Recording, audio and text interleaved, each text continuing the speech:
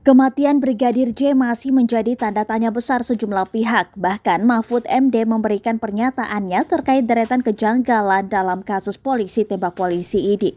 Menurut Menteri Koordinator Bidang Politik, Hukum, dan Keamanan Menko Polhukam ini, terdapat sejumlah kejanggalan aksi baku tembak antar dua ajudan di rumah Kadif Propam Irjen Pol Verdi Sambo pada Jumat 8 Juli 2022. Waktu pengumuman adalah kejanggalan pertama dalam kasus polisi tembak polisi yang disorot Mahfud MD.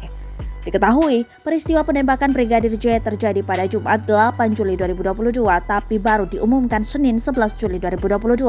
Kalau alasannya 3 hari karena hari libur, apakah kalau hari libur masalah pidana boleh ditutup-tutupi? Sejak dulu enggak ada, baru sekarang orang beralasan hari Jumat libur baru diumumkan Senin. Itu kan janggal bagi masyarakat ya, kata Mahfud MD dalam wawancaranya dengan CNN Indonesia TV dikutip Jumat 15 Juli 2022 dilansir dari tribunnews.com.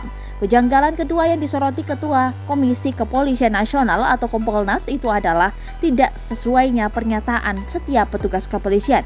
Ia menyebutkan keterangan dari Karopenmas Humas Polri Brigjen Ahmad Ramadan yang berbeda dengan Kapolres Jakarta Selatan. Perbedaan itu salah satunya terkait tugas Brigadir J dan Baradae yang bertugas di rumah Verdi Sambo. Keterangan polisi dari waktu ke waktu lain dan dari satu tempat ke tempat lain. Pak Ramadan beda kejelasan pertama dan kedua, kata Mahfud. Lalu Kapolres Jakarta Selatan juga mengonfirmasi secara agak berbeda tentang kasus kedua orang itu. Yang satu bilang pokoknya ditugaskan di situ, yang satu memastikan ini ajudan, ini sopir dan sebagainya, tidak jelas, kata Mahfud MD. Kejanggalan yang ketiga, sambung Mahfud, terjadi di rumah duka. Menurut dia, kondisi jenazah yang tidak boleh dilihat pihak keluarga adalah hal tidak lazim.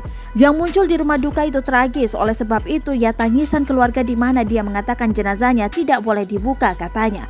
Oleh karena itu, Mahfud MD meminta agar Kapolri Jenderal Listio Sigit Prabowo meluruskan sejumlah kejanggalan tersebut.